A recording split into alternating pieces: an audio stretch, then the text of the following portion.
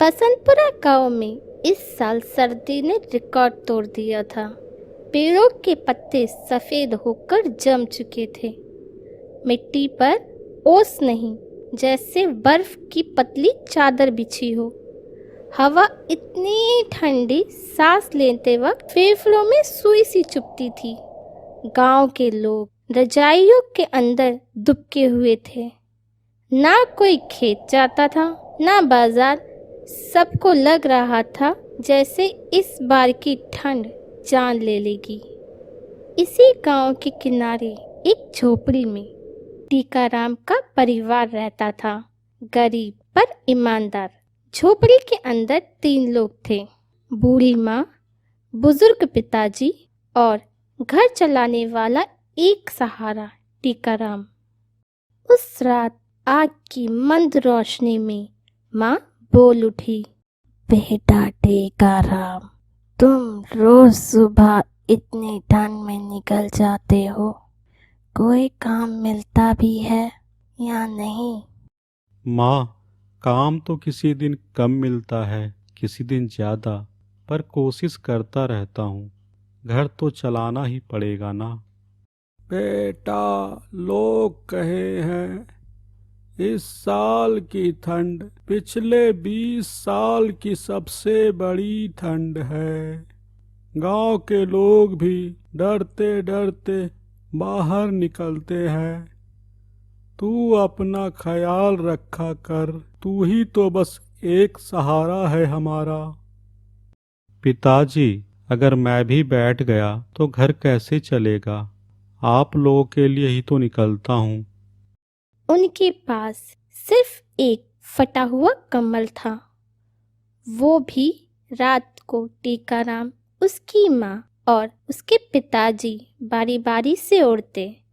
तभी टीकाराम की माँ दुखी मन से बोल पड़ती है, काश एक और कम्बल होता तो ये ठंड कट जाती बेटा। आप दोनों बुजुर्ग हो, कंबल की ज़्यादा ज़रूरत आपको है। ये कंबल रखो आप, मैं आग के पास लेट जाता हूँ।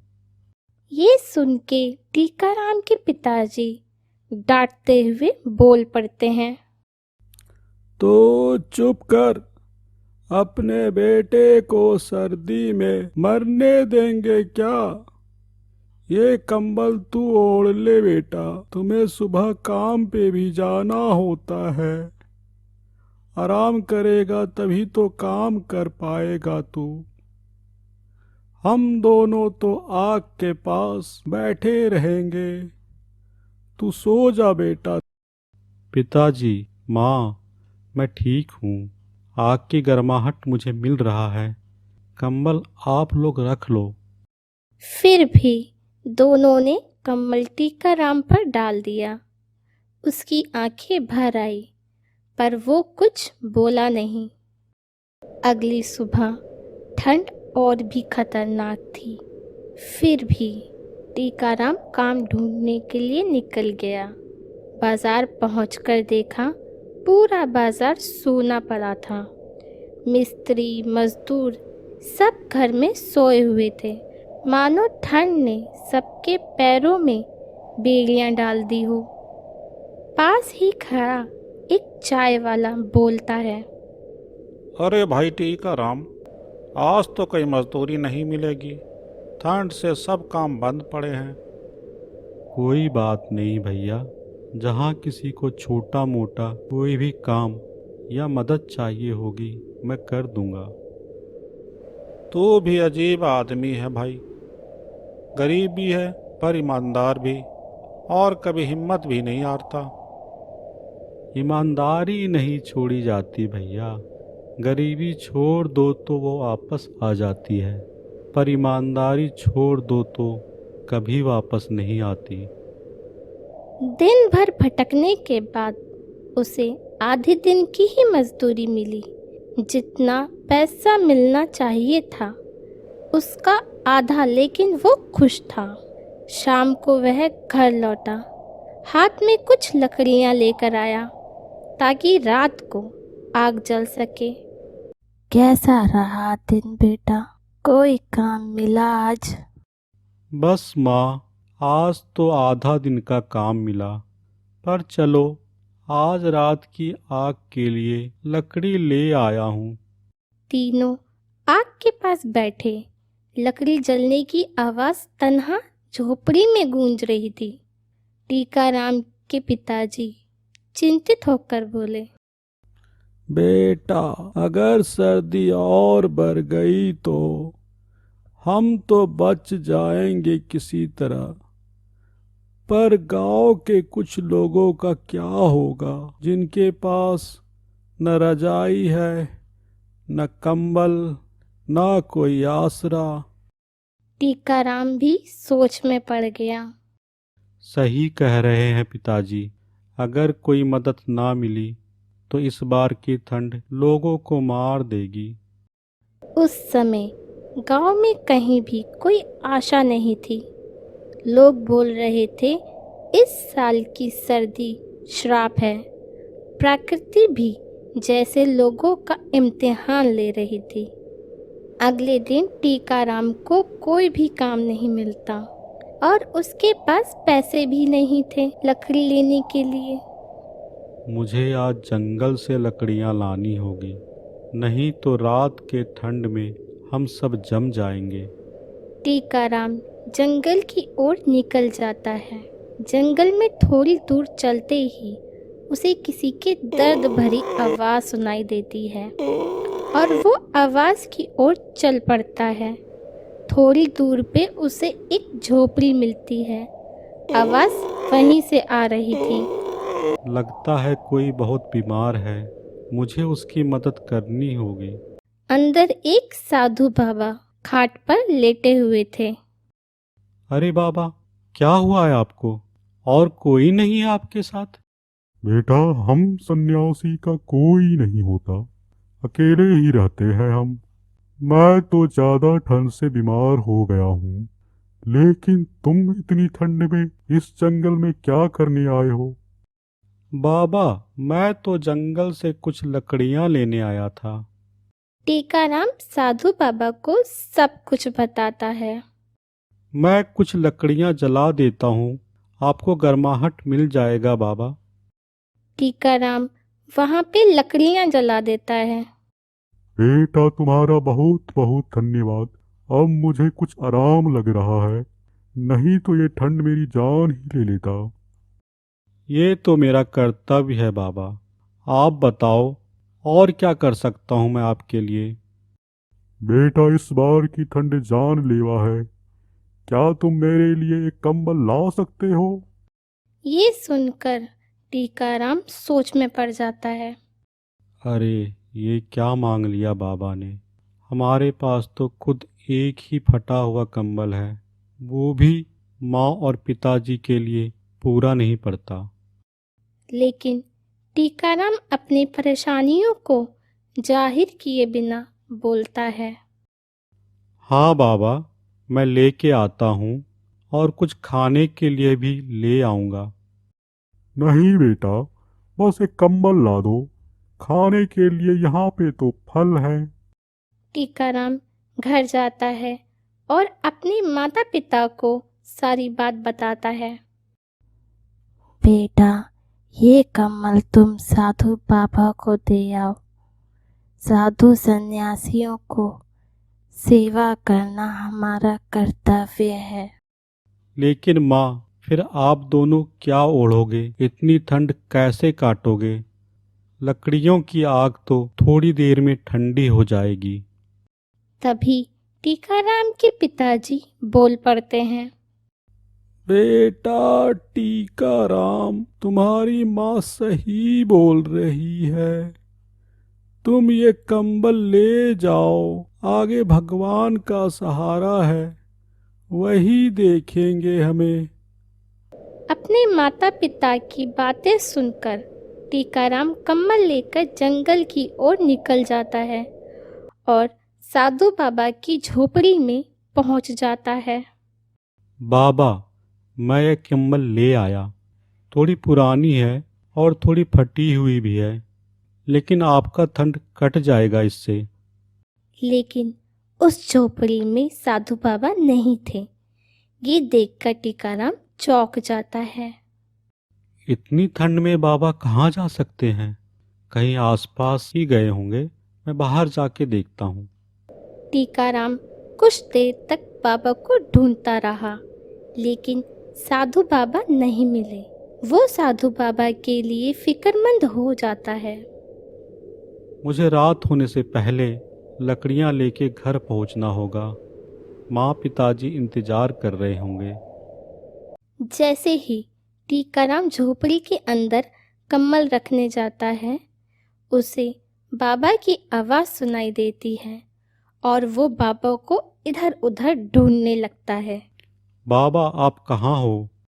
बेटा मैं यहाँ पे नहीं हूँ, बस तुम मेरी आवाज़ सुन सकते हो।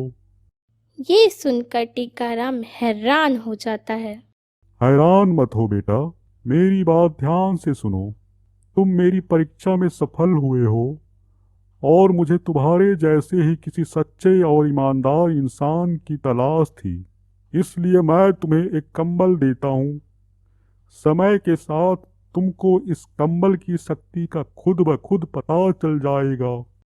ये बोलकर बाबा की आवाज़ शांत हो जाती है और खाट पे अचानक जादू से एक कम्बल आ जाता है।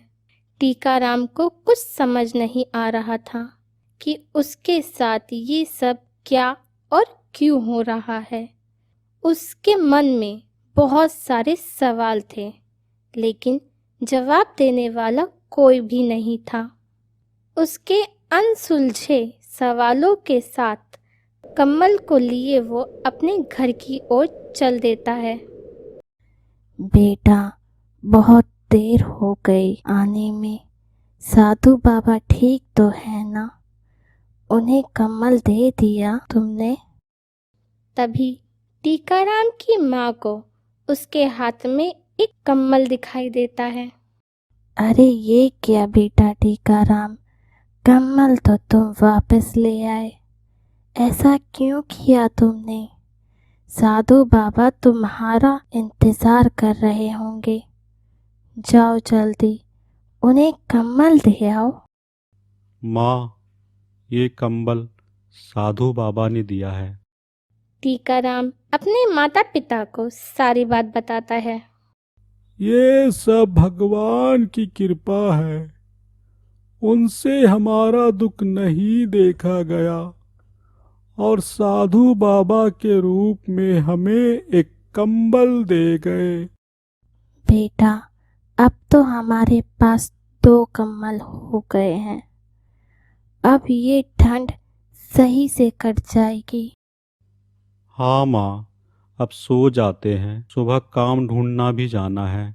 आज तो कोई काम भी नहीं मिला था। सभी लेट जाते हैं। टीकाराम अभी भी अपने सवालों में उलझा हुआ था कि साधु बाबा ने तो बोला था कि कम्बल की शक्तियाँ समय के साथ पता चल जाएगी, लेकिन आखिर कौन सी शक्तियों के बारे में बात कर रहे थे बाबा? ठंड और भी बढ़ गई थी। आज भी टीकाराम को कोई काम नहीं मिलता। रात को टीकाराम अपने चूल्हे के पास बैठा लकड़ियाँ सुलगा रहा था। माँ, आजकल काम बिल्कुल नहीं मिल रहा। लगता है कल शहर जाना पड़ेगा। बेटा, निराश ना हो। जब से वो कम्बल मिला है ना, लगता है जैसे भगवान ने कोई नई उम्मीद भेजी हो। ठंड तो हद से ज्यादा है, पर हम संभाल लेंगे। पर बेटा तू शहर मत जा। इतनी ठंड में एक ही तू तो सहारा है हमारा। टीकाराम चुप हो गया। तभी उसकी नज़र साधु बाबा के कम्बल पर गई। वो थोड़ा सा फटा हुआ लग रहा था। माँ, ये कंबल कैसे फट गया? पता नहीं बेटा, लगता है किसी लकड़ी से फट गया होगा। तू चिंता मत कर, मैं कल सुबह इसे सिल दूंगी। सुबह जब टीकाराम उठता है तो देखता है उस कम्बल का फटा हुआ कोना अपने आप ठीक हो गया था। बेटा, ये देखो, ये फटा हुआ कम्बल कैसे ठीक हो गया। अरे, ये कैसे हो सकता है? क्या कंबल सचमुच में फटा था? हाँ पिताजी, मैंने और माँ ने भी देखा था। हो ही नहीं सकता। रात को मैंने भी देखा था। माँ, एक बार रुको आप। टीकाराम इस बार कम्बल का एक टुकड़ा फाड़कर अलग कर देता है और तभी एक रोशनी चमकती है और उस टुकड़े से एक नया कम्बल बन जाता है और फटा हुआ कम्बल फिर से जुड़ जाता है, जैसे कभी फटा ही ना हो। लगता है ये साधु बाबा ने मुझे कोई आम कंबल नहीं दिया। ये तो जादुई है। बेटा, ये भगवान का दिया हुआ वरदान लगता है। टीकाराम को याद आता है, साधु बाबा ने कुछ कहा था। बेटा, इस कंबल का इस्तेमाल सिर्फ जरूरतमंदों के लिए करना। इसका सही हकदार वही है जिसका दिल ईमानदार है। जैसा कि साधु बाबा ने कहा था, मैं अब इस कंबल को हर एक ज़रूरतमंद लोगों तक पहुंचाऊंगा और इस जानलेवा ठंड से सबकी जान बचाऊंगा। टीकाराम पक्का इरादा लिए निकल पड़ता है।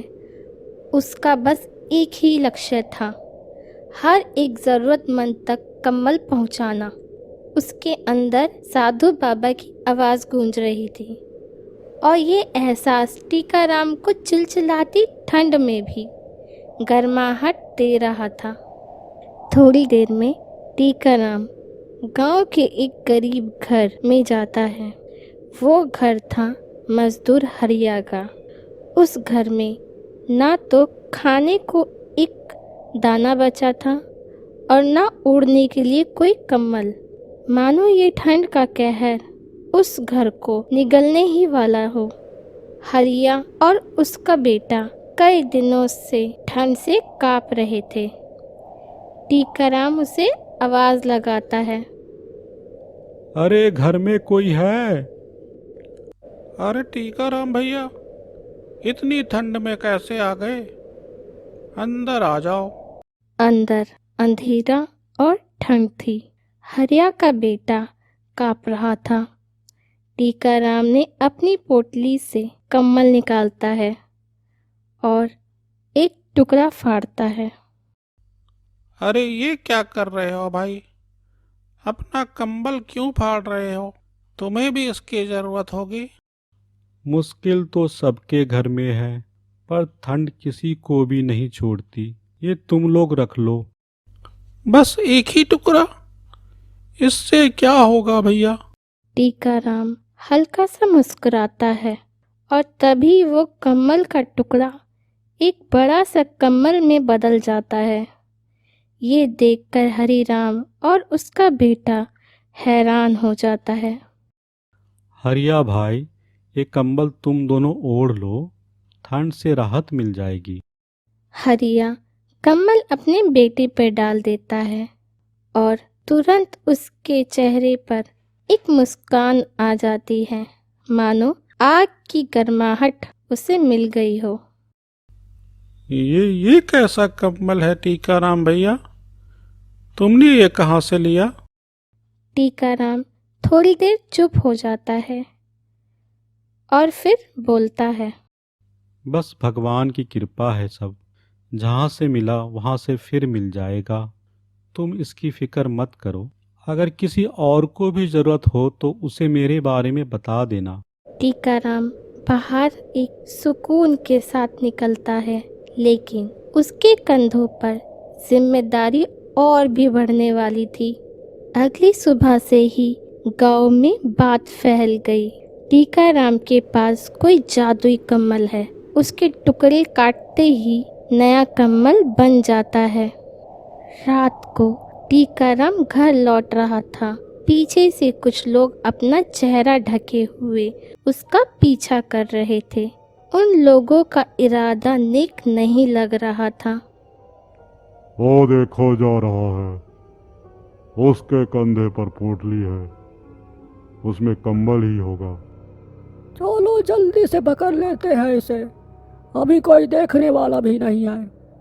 वो लोग टीकाराम को घेर लेते हैं और टीकाराम घबराते हुए बोलता है, अरे कौन हो तुम लोग? तुम्हारे पोटली में जो कंबल है वो हमें दे दे टीकाराम, हम तुम्हें कोई नुकसान नहीं पहुंचाने वाले। टीकाराम पीछे हटते हुए हिम्मत जुटाते हुए बोलता है, ये कंबल तुम्हारे काम का नहीं, ये सिर्फ बेसहारा लाचार जरूरतमंद लोगों को ठंड से बचाने के लिए है। हमें वो जादुई कंबल चाहिए, हमें पैसा मिलेगा इसे बेचकर। दे दे कंबल। ये कंबल इधर ला, हमें किसी से कोई मतलब नहीं। कंबल दे वरना लगता है तू ऐसे नहीं मानेगा। चल हट। ये बोलते ही उन लोगों ने टीकाराम पर हमला कर दिया। कम्बल की पोटली उसके हाथ से छूट कर नीचे गिर जाती है। उन्होंने टीकाराम को जमीन पर पटका। टीकाराम का सिर पत्थर से टकरा गया और खून बहने लगा। क्यों इतनी लालच क्यों? उसी समय अचानक कम्बल से तेज रोशनी निकली। आदमी डरकर पीछे हट गए। ये आग जैसी रोशनी कहाँ से निकली? एक आदमी टीकाराम की पोटली उठाने के लिए झुकता है। तभी उस पोटली से एक हल्की चमक निकलती है। साथ ही कम्बल से गर्म हवा का झोंका निकलता है और उन आदमियों का हाथ झुलस जाता है। जल गया रे, मेरा हाथ जल गया रे। ये कैसा जादू है? भागो भागो, ये कंबल हमें जला देगा। सभी लोग भाग जाते हैं। तभी रोशनी टीकाराम पर पड़ी और उसके सिर का खून तुरंत जम जाता है। दर्द भी कम हो जाता है। ये क्या? ये कंबल तो मेरी रक्षा भी कर रहा है। सब ऊपर वाले की कृपा है। टीकाराम अपनी सांसें संभालते हुए पोटली को उठाता है। पहले ही कहा था, ये चीज़ गलत लोगों को नहीं मिलेगी। ये सिर्फ ज़रूरतमंद लोगों के लिए ही है। ये कंबल चोरी करने से किसी के हाथ नहीं आएगा। टीकाराम अपने आप को संभालते हुए घर पहुंचता है। उसकी माँ टीकाराम की ये हालत देखकर घबरा जाती है। हे राम, ये चोट तुम्हें कैसे लग गई बेटा? माँ कुछ नहीं, बस कुछ लोग कंबल छीनने आए थे, लेकिन वो ले ना पाए। इस कंबल ने मेरी रक्षा की। ये कम्बल जितना दे रहा है उतना ही सीधा खतरा भी हमारे सिर पर ला रहा है। दूसरों की मदद करते हुए अगर तुम्हें कुछ हो गया तो नहीं, तुम ही बताओ, क्या ये सही है? टीकाराम चुप हो गया। कुछ पल बाद वो बोला, अगर खतरा भी है माँ, तो मैं पीछे नहीं हट सकता। हमारी वजह से पूरा गांव जिंदा है। अगर मैं डर गया तो कई बूढ़े बच्चे मर जाएंगे इस ठंड की कहर में। ये बातें सुनकर टीकाराम की माँ बहुत घबराया हुआ महसूस करने लगती है। उसका बेटा अपने कर्तव्यों को पूरा करने से पीछे नहीं हटने वाला था। अगली सुबह टीकाराम पिछली रात की घटना को भुलाकर अपनी जिम्मेदारी पूरी करने निकलता है। तभी गांव के रास्ते पर एक जानी पहचानी आवाज़ सुनाई देती है। राम राम बेटा टीकाराम। टीकाराम हैरान होकर देखता है साधु बाबा वापस आ गए हैं। बाबा आप कहाँ चले गए थे? आप कैसे हैं? आप कब आए? बेटा मुझे पता है तुम्हारे पास बहुत सारे सवाल हैं। सब्र करो, सबका उत्तर मिलेगा तुम्हें। लेकिन मुझे महसूस हुआ कि कंबल को लेने की बुरी नीयत वाले लोग पास आ रहे हैं। मैं इसलिए आया हूँ तुम्हारे पास।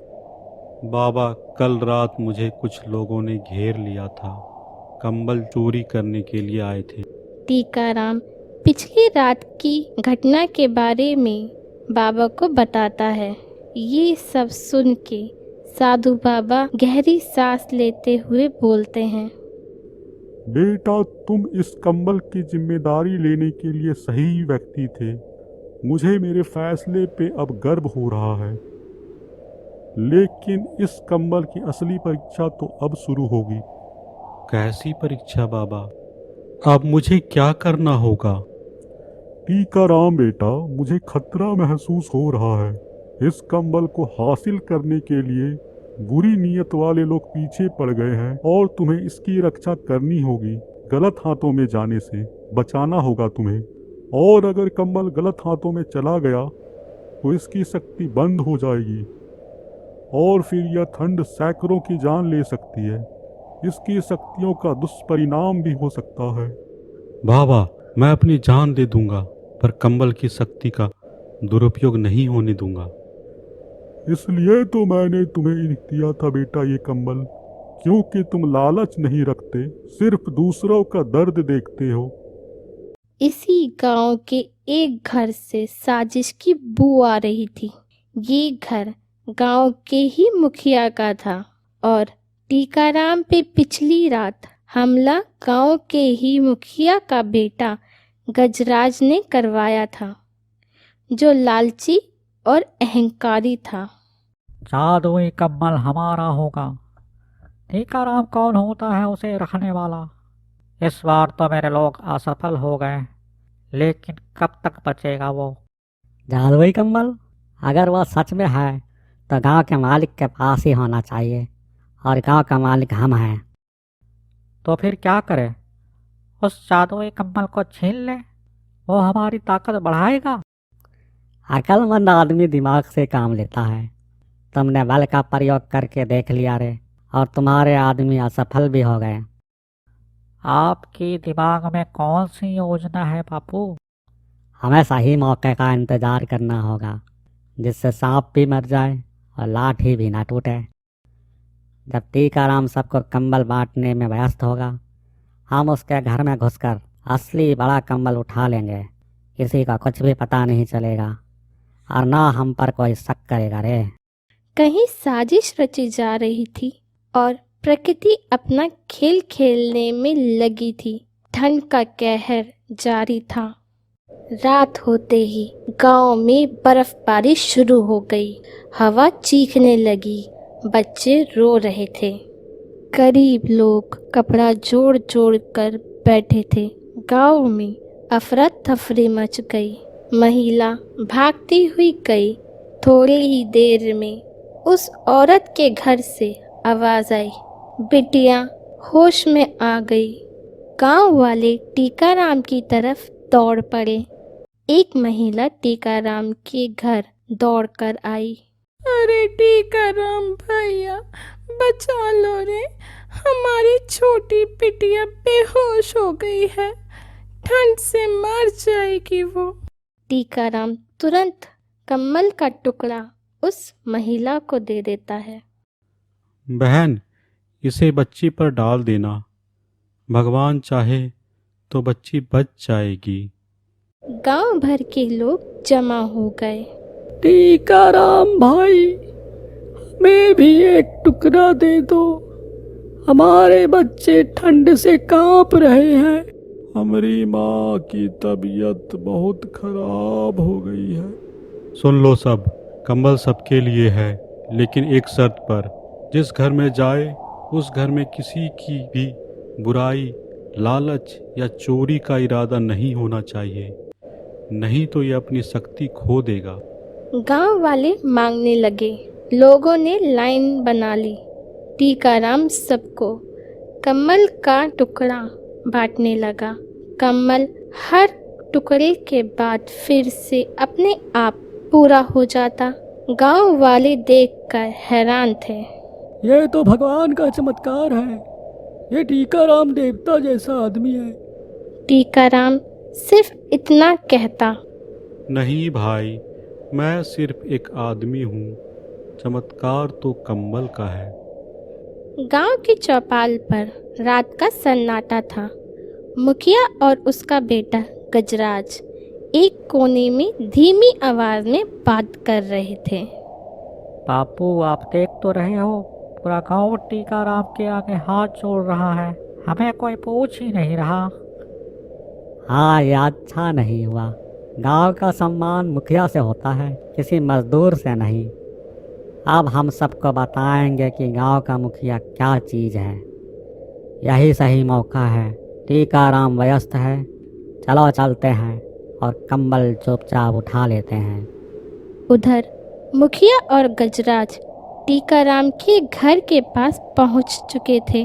अंधेरा घना था। घर शांत है, लगता है कोई नहीं है, सब बाहर है।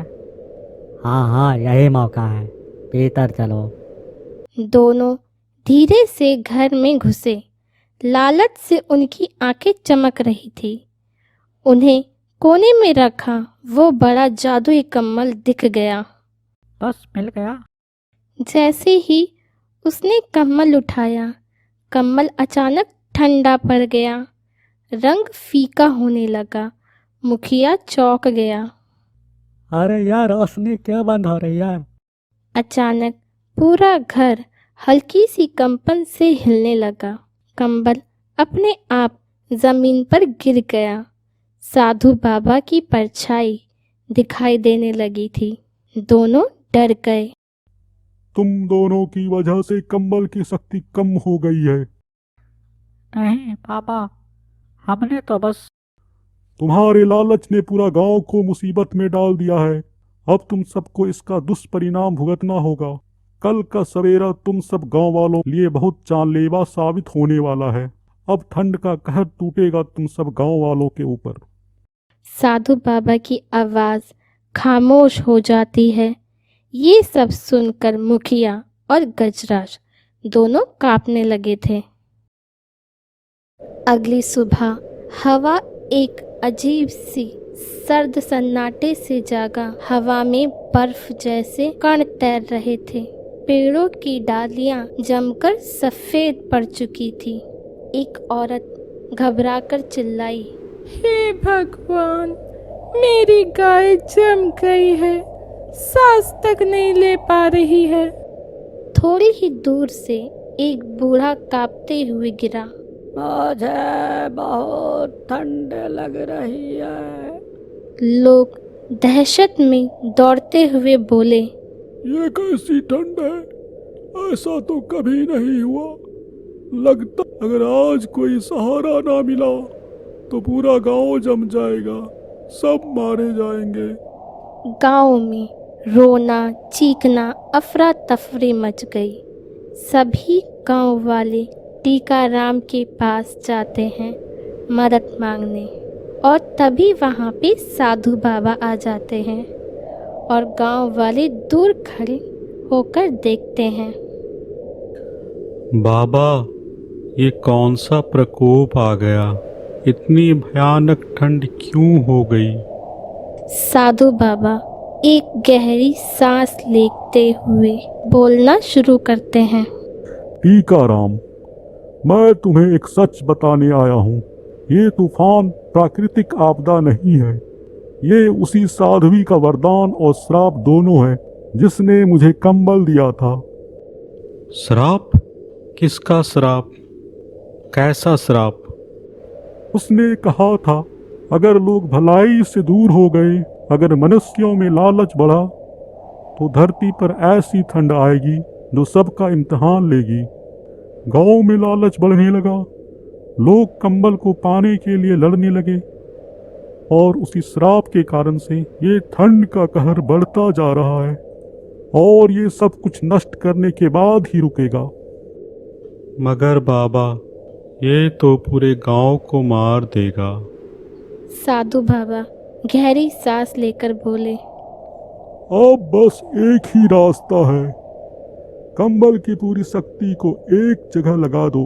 कभी कभी जादू को बचाने के लिए जादू को जलना पड़ता है। टीकाराम हैरान हो गया। मतलब कंबल खत्म हो जाएगा?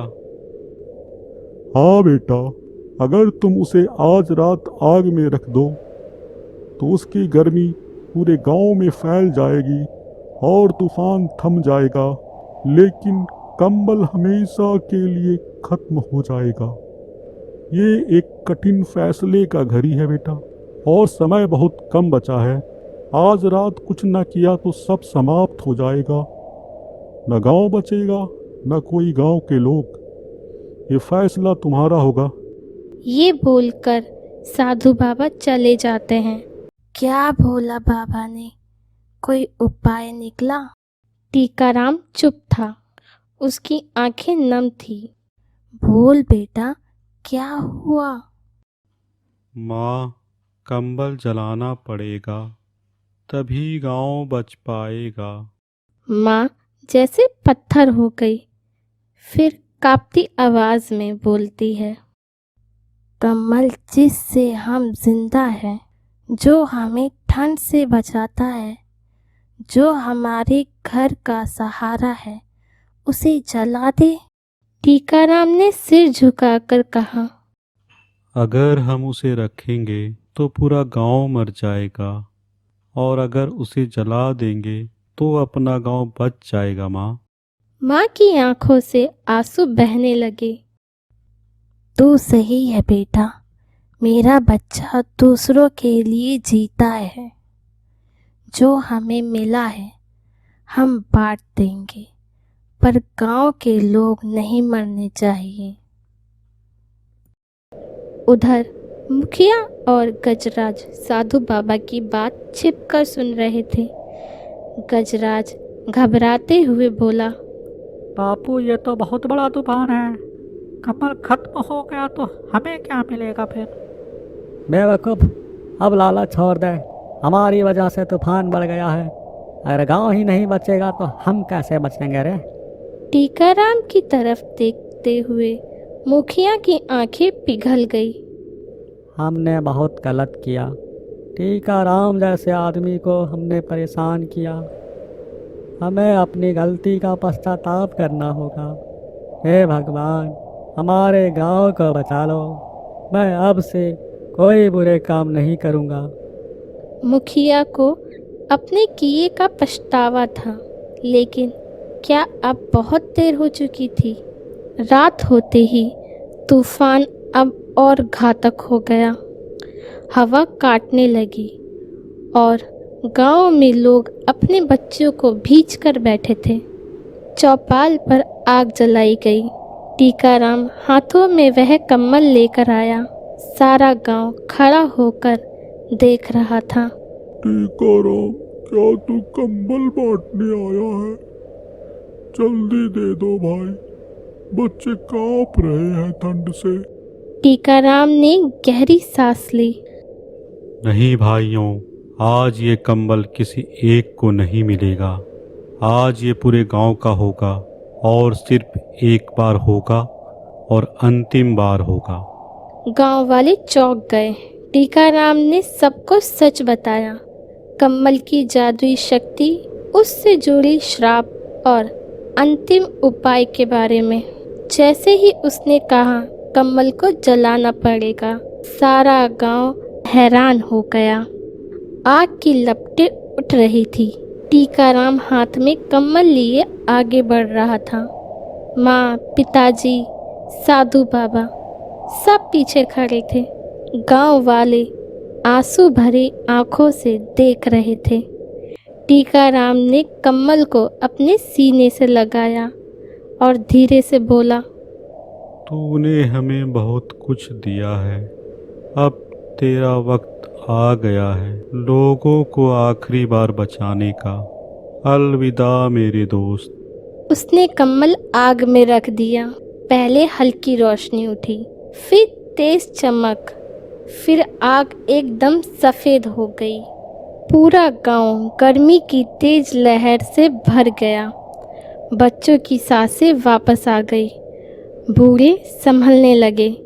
जानवरों की बर्फ हटने लगी। आखिरी बार कम्बल से रोशनी निकली और आकाश में विलीन हो गई। तूफान धीरे धीरे शांत हो गया। साधु बाबा ने आंखें बंद करके कहा, कंबल ने अपना कर्तव्य पूरा कर लिया है अब। टीकाराम की आंखों से आंसू बहते रहे। टीकाराम भैया, तुमने हमारी जान बचा ली। तुम भगवान का रूप हो। गांव तुम पे गर्व करता है। नहीं भाइयों, हीरो कंबल था, मैं नहीं।